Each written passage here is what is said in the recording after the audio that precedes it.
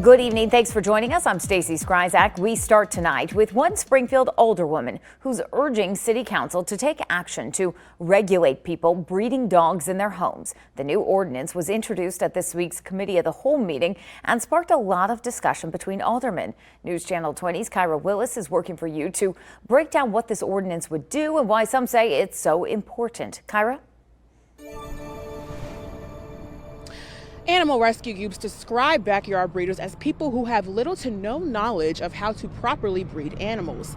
And this can lead to many problems for these animal control centers, where an influx of animals are sent after being bred by these backyard breeders. Ward 8 Alderwoman Erin Conley is pushing for the city of Springfield to begin regulating backyard breeders, something Sangamon County Board member Mark Ayers says is needed. These backyard breeders are not regulated. They're not regulated whatsoever by the state of Illinois. They're not regulated by the Department of Ag or the USDA. They're flying under the radar, and they are pumping our facility full of puppies time and time again. Under the ordinance, anyone breeding animals like dogs must register as a licensed breed with the city.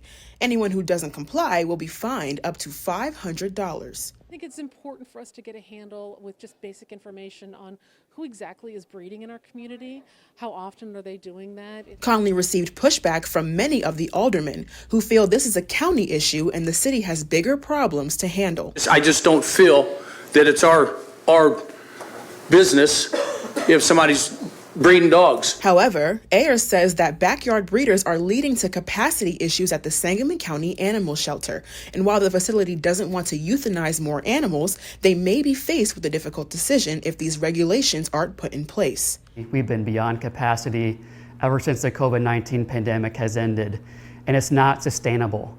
And partly responsible for that problem are backyard breeders who are churning out animal after animal after animal to our facility that we just no longer can sustain. Ayers says this is a growing problem in Springfield, saying there are 19 breeders that humane investigators are currently aware of, and likely dozens more who are under the radar. Wild Canine Rescue President Jill Ejeezy says these many backyard breeders do not meet acceptable standards of care and breed animals. They're living in pens, chicken wire floors, rabbit hutches that have been converted into homes for these dogs, and they are not cared for medically.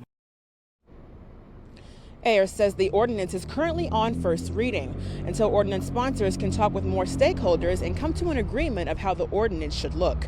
Reporting live in Springfield, I'm Kyra Willis. Back to you.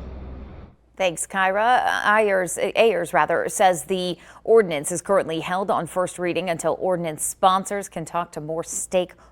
Now, Ejeezy, according to her, the animals can suffer from malnutrition or starvation due to the inadequate or unsanitary food and water at the hands of backyard breeders.